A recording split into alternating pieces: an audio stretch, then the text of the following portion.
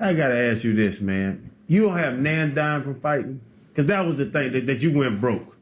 You went broke. You fought all the goddamn fights. Peep game. This is gonna f you up, right? Yeah. So that's been my last money that I had from fighting on rehab. Around $1 million, close to $1 million on rehab. And I just had enough money left, like $2 million of my whole life left. And I bought a house in Phoenix for a while. And then the house was difficult to sell, but somebody loved it and boom, they gave me the money. This is God working. And then I get a house in Vegas. That becomes the house and everything, because I don't have no money to weed. You got some money, you can come stay over. You got some money, we throw a party at my house. You know, it's getting money. And I would let guys hold my car if they filled gas, if they filled it up, you know. And that's just how, yeah, that's how I was living and stuff. And then my wife came on the scene, and I didn't want to be in that house that more because we too many people. And I was like, you could feel the bodies in there, right? And so you like that look? So I went by and I saw this mansion down the street from the house. It was on 2 lots. That's the only house that was on 2 lots. It was around the block, massive. I said, I'm gonna get this house. We're gonna buy this house. And I kept doing affirmation. Next thing you know, it has a leak. And the next thing you know, I see a fucking sign on there. And I said, baby, we're gonna get that house. We borrowed some money from this guy in China. He has to put up for the house. Boom, he let us put the money up for the house. Boom. Well, it's nothing. It's boom, he let us put the money up.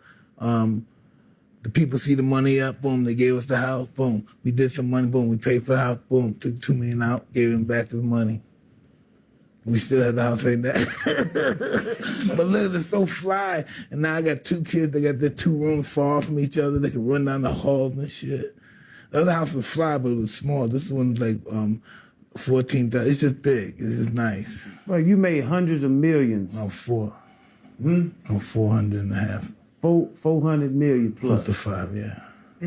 And you were borrowing money from people. No, I was never borrowing. You just said you had to do from China to get you the fucking money. I had to hustle. You had to hustle, but bro, you just said you made almost $500 million. Yeah. Man, where the fucking money go, Mike? Everywhere. We had a good time stealing money. When you're making that kind of much money, it just lasts for a long time. I didn't die right away. It took like 15 years, 16 years to go broke. I didn't go broke. But how did you go broke in one day? Yeah, I did 15 years.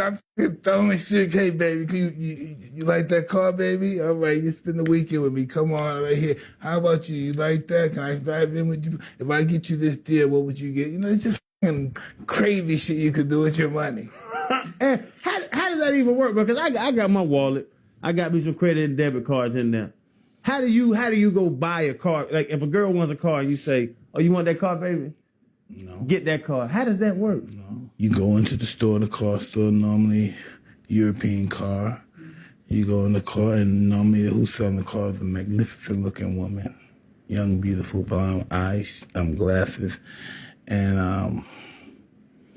I say, what is your commission if I were to buy this car?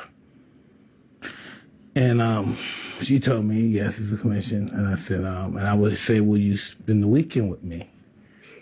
And they would say, yeah, and I would buy the car. And we'd become friends, hang out. I think I would give her the car. So she get the commission and then she leave with the car too? With a car too, yeah. Eventually, yeah. No, I was the same day. She got the mission and the car. That's heavy trick. I think Mike realized that he's a walking asset. Yeah. And really, 50 years after you're gone, Mike, your name, we'll never forget Mike Tyson. I mean, I might not be here, who knows, but the world will never forget Mike Tyson. You know that? I just wanted to know, no one gave me anything. We know that. But do you know that, bro, yeah, you are cemented in... Well, that's why I did this, that's for that reason. But I know that I'm just a human being. I don't know nothing when it comes to the scheme of the world. And our purpose is just to love one another. That was my That's my kickoff life, to love one another, respect one another. So far, this is what I've learned. Were you always like that? Like when you were a fighter, when you were younger, did you have that thought process, or how did you develop that? I was a pig. If you would had your wife or girl, I'm a fucking pig. I'm a real pig, especially when I was younger. So I didn't really work well because everybody told me I was God, I was this, I was the that. If she don't give you, she gonna find a man like you in 3 lifetimes, this and that, and that's souping up my head, and I'm thinking I am somebody, and then life shows me I ain't shit. And then life told me I have to get on my knees if I want anything.